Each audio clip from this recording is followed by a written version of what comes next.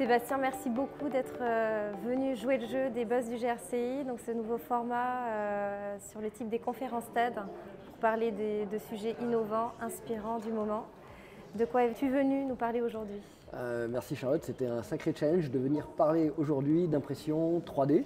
Alors on a d'abord vu que c'était déjà utilisé en pratique courante dans beaucoup de domaines, industrie, santé pour tout ce qui est tissu dur, les dents, les audioprothésistes.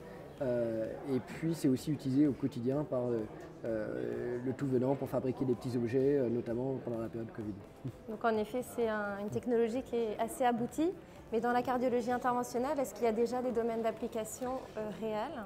Oui, alors on y est venu plus tard parce que c'est plus difficile avec le tissu mou cardiaque, mais en fait en pratique on l'utilise déjà beaucoup pour simuler, planifier, préparer les procédures les plus complexes, notamment pour corriger une cardiopathie congénitale complexe comme la CIA sinus venosus, où on s'est servi du 3D pour montrer que c'était faisable, ou pour faire des procédures type endobentale, fermeture de fuite paraprothétique ou de faux anévrismes sur des anomalies très particulières. Donc c'est déjà quelque chose que tu utilises dans ta pratique quotidienne.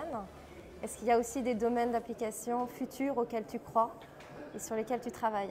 Je crois effectivement, quand on voit des choses assez incroyables et futuristes qui sont en place, beaucoup de startups dans le monde travaillent sur l'impression de la cellule et on peut imaginer qu'un jour il sera tout à fait possible d'imprimer des cellules cardiaques peut-être.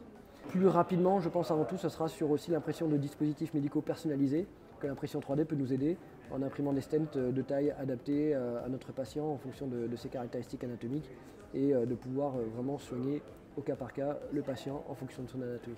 Des devices sur mesure, à partir par exemple des données scanners? Exactement.